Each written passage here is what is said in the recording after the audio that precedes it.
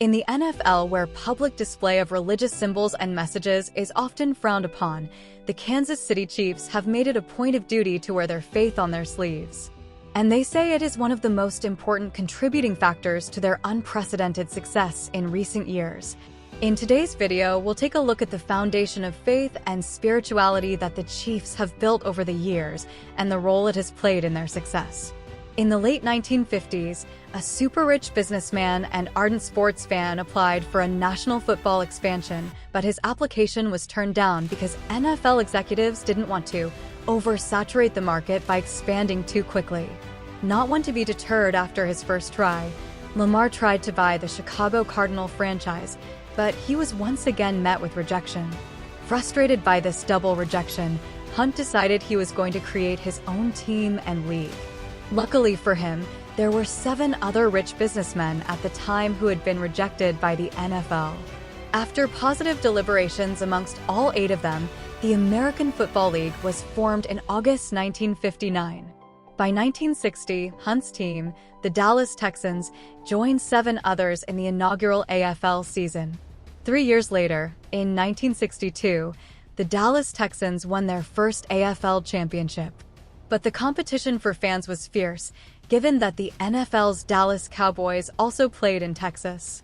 So, in the spring of 1963, Hunt took a bold step to move the team from Texas to Kansas City.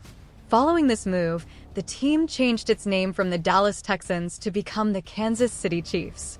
In 1966, the team won another AFL championship and became the first AFL team to participate in the Super Bowl. They added a 3rd championship in 1969 and won the Super Bowl IV event shortly before the AFL officially merged into the NFL in 1970. From then on, the Chiefs experienced a trophy drought that would go on to last for 5 decades. During that period, team founder Lamar Hunt tried everything he could to restore the team's glory days. But things didn't really work out for the way he'd have liked. Lamar would later die on the 13th of December, 2006, passing on the torch of leadership of the team to Clark Hunt. Like his father, Clark was passionate about the Kansas City Chief, and he, too, would do everything in his power to restore the team's glory days, but in a different way. As a devoted Christian, faith was a huge part of Clark's life, and he wanted to make sure that the same mentality resonated amongst players and staff of the Kansas City Chiefs. "We want our employees to develop spiritually," Clark once said. "In the National Football League, Christ is really glorified. My identity is my faith in Christ." Initially, Clark struggled to find a coach who fit this bill. But in 2013, he found Andy Reid, a seasoned football coach and a member of the Latter-day Saints Church. Reid loves his faith as much as he loves his job as a football coach, and that helped him create an enabling environment for personal and spiritual growth within the team. Beyond spirituality, Reid was also a great coach.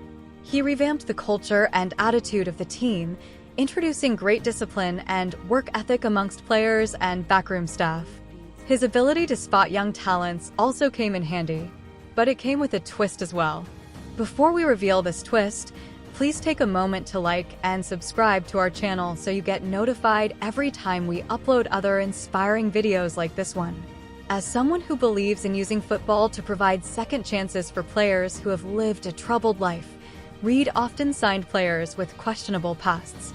In his first season with the Chiefs, he drafted Travis Kelce, a tight end who was suspended at the University of Cincinnati for taking marijuana. Other players with questionable history that joined the team under Reid's watch include Marcus Peters, DeMarcus Robinson, Tyreek Hill, and Frank Clark. Critics argued that the coach was signing talented criminals because he was desperate to win the Super Bowl. But that wasn't the case. Indeed, like any other coach in the NFL, Reid would have loved to win the Super Bowl. However, his willingness to offer these players a second chance was a personal decision that stems from the experience he had with his own children.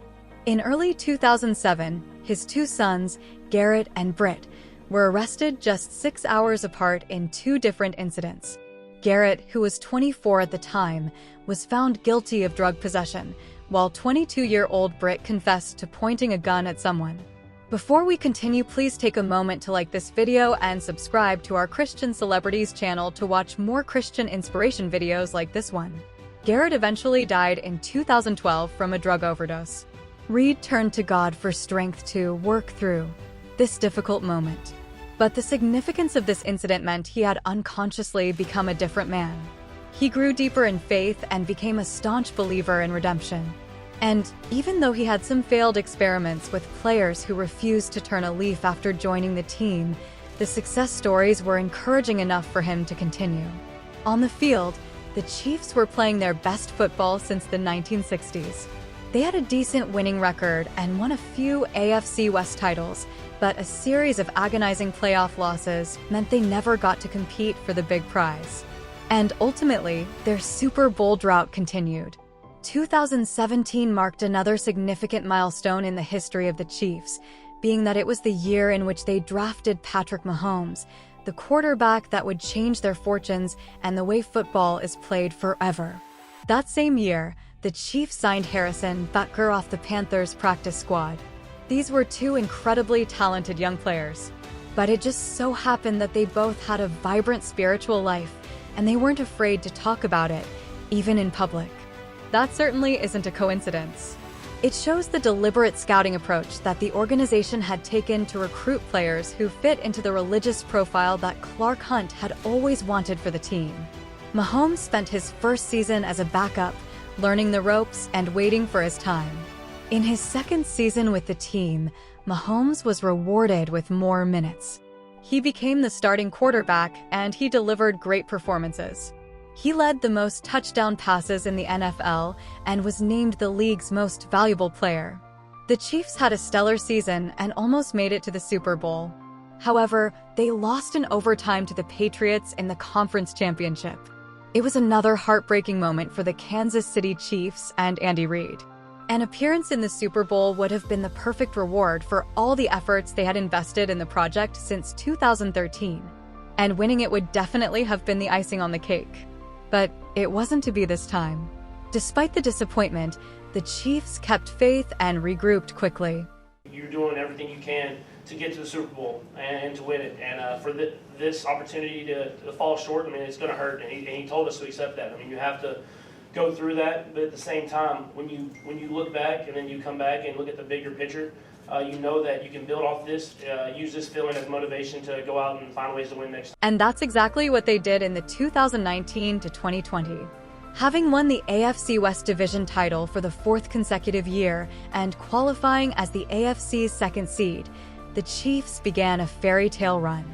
First, they were paired against the Houston Texans, and it looked like they were bound for another disappointing outing as they trailed 24-0 at the start of the second quarter. But they fought back to win the tie 51-31. Next up, they defeated the Tennessee Titans to qualify for Super Bowl 54. It was their first appearance at the grand final since 1970, and given their recent disappointment, there was a lot of pressure and tension in the team. More so because their opponents, the San Francisco 49ers, were NFC's top seed. But first, it was time to celebrate the AFC Championship and recognize the role that faith has played in the journey of the Kansas City Chiefs. I want to thank the Lord for blessing us with this opportunity. The glory belongs to Him, and this trophy belongs to the best fans in the National Football League. On game day, the San Francisco 49ers raced to a 20-10 lead with just 12 minutes left on the clock. But Patrick Mahomes and his teammates stepped up and saved the day. It was the first Super Bowl win for coach Andy Reid and the Chiefs' first Super Bowl win in 50 years. The drought was finally over, and Brit Hunt couldn't have been happier. The dream of his father to restore the team's glory days was now fulfilled. Deservedly, Patrick Mahomes won the Super Bowl MVP award, but everyone knew this victory wasn't just down to his ability and that of his teammates. There was an aura of magic and spirituality around the team, which propelled them to success even when they looked down and out. As the celebrations continued, Reid stumbled upon one of the candidates for his redemption project. But this wasn't just any candidate, it was his son Brit. After serving time in jail for gun and drug charges, Brit was integrated into the Chiefs team. And gradually, he worked his way up from a low-level assistant to become the team's linebackers coach. The script couldn't have been drafted any better, but there were more pages still to be written. The next season, the Chiefs won the AFC Championship and qualified for Super Bowl 55. However, a disappointing outing against the Tampa Bay Buccaneers denied them a chance to win another Super Bowl. In the 2021 season, the team hosted the AFC Championship for the fourth consecutive season, but they were defeated by the Cincinnati Bengals in overtime.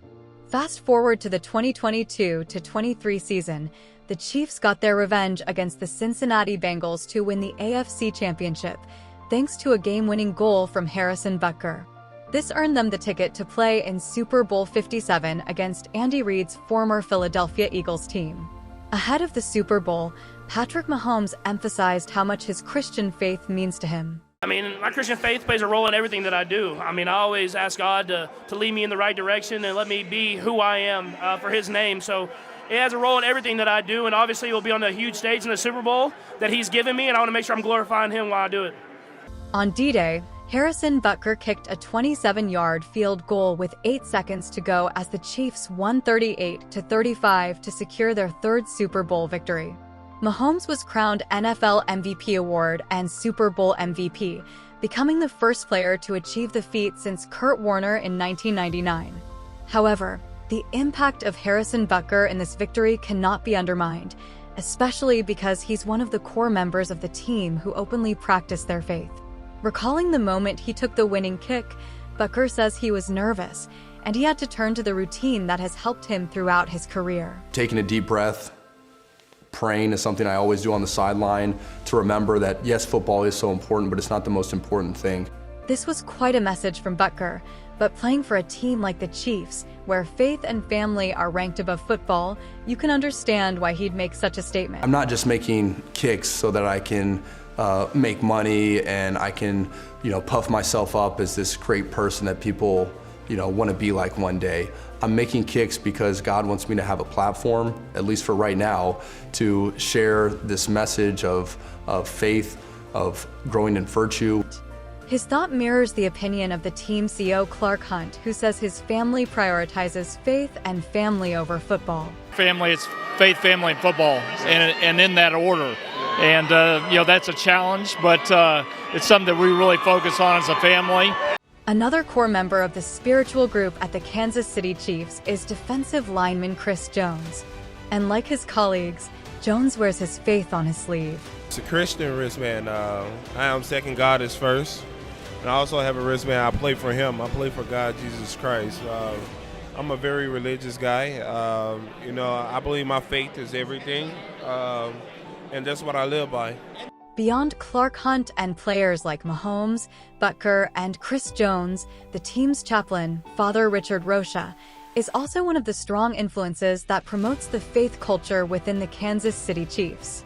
Father Richard acts as the team's spiritual anchor, and like Clark, he believes that faith and family comes before football. To win. It was the 3 F's. Faith was first and foremost, and then family, and then football. Father Richard provides both emotional and spiritual support to the players as they deal with the pressure of playing football at the highest level.